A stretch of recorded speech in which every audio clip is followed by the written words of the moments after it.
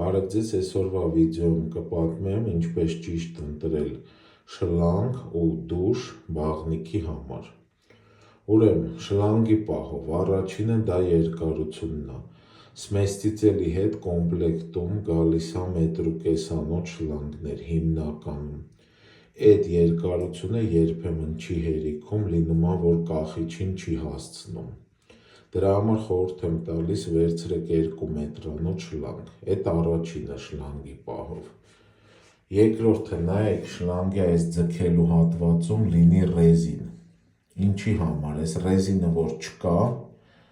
ֆիքսած տեղից շլանգը սղում է, դուրս է գալի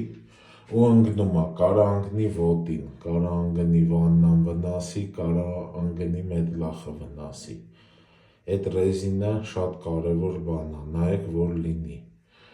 Դա շլանգի պահով։ Հիմա այս ցնցուխի դուշի պահով։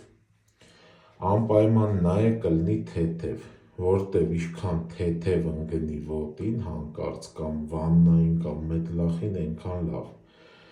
Իհարկե ավելի լավ է վաբշե չընկնի, բայց թեթևը ճիշտ է, ծանր մի վերցրեք։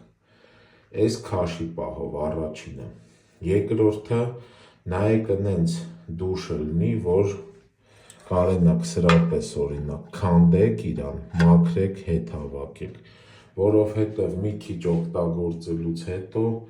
ինքը կարա կեղտ լցվի, բան անի, լավ չաշխատի։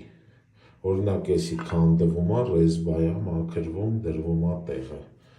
Այդ երկրորդը։ Ու երրորդը մի վերցրեք քառակուսի սուր անկյուններով դուշեր, տենց դուշեր էլ կան։ Դա որ վերևից ընկնում է, վաբշե վնասը ավելի մեծ է, ավելի լավ է վերցնեք կլոր դուշ։ Այսքանը։